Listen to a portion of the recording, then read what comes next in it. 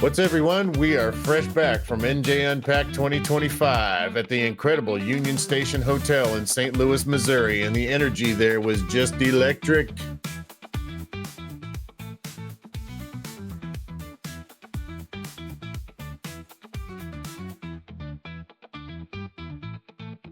Hey, what's up, Hey, man? good to How see you, are man. That was great. I really enjoyed your talk today, brother. Thank you. Yeah. Thank You were you. very informative, and I loved how passionate you were about things, about topics that matter, I think. Thank you. Well, I care a lot about consumers, and I feel like consumers are really underrepresented. Thank you. We need more people that want to do like standardized testing and get things right so that we can get good results.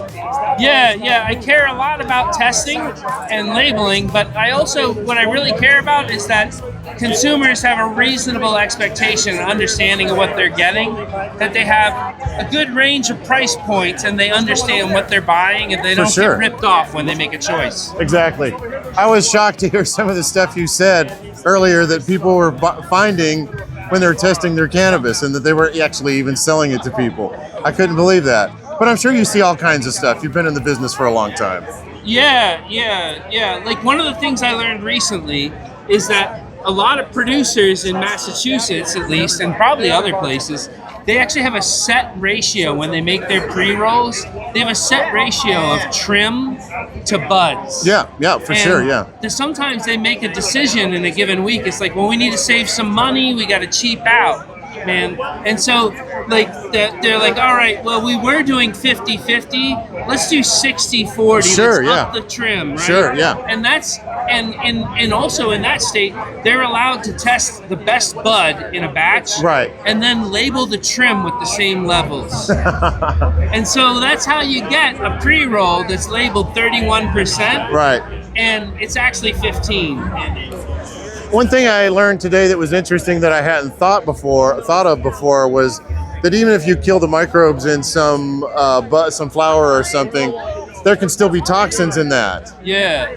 That's very That's right. interesting. Yeah. So, like, not every microbe is actually harmful at all. In fact, a lot of them are probably beneficial to the plant and not harmful at all to people. But some microbes produce toxic compounds as a result of their normal metabolism, especially once they start getting concentrated. And so there's a real risk that you can be exposed to these toxins that are gonna, they're gonna either give you a headache or give you a bad cough or give you a bad experience, or even, if you're exposed to them over and over again, could heighten your risk of cancer. And we want so it is important to make sure, right, that people understand, if a cultivator is growing really moldy weed and it's full of a lot of bad organisms, and then they irradiate it to kill those critters, all the poop from those critters is still there, and a lot of that is toxic. Right, yeah. So that's not a good solution. People still got to run clean grows, man. They got to work on it. For sure. It's very hard at scale.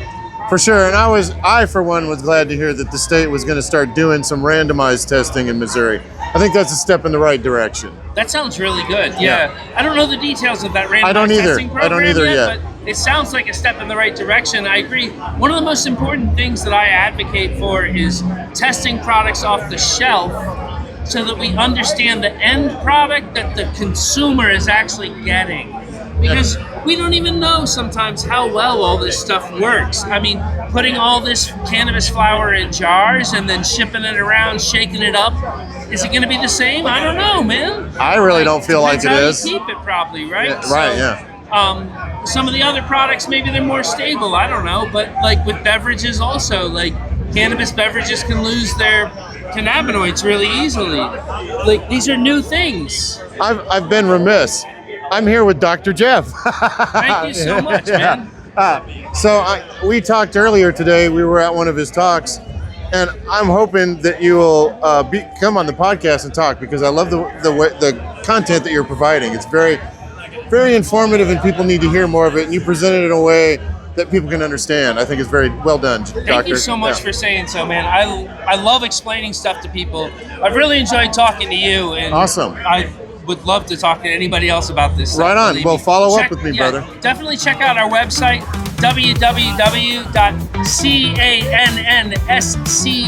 www.cannsci.org. That's CannSci.org. The Institute of Cannabis Science. Thanks a lot, guys. All right. Thank you so much, brother. I appreciate you, All right, doctor. dude. Thanks so much for talking to me, man. Good to Thanks, see you. guys. Yeah. Thanks for the video. Yeah.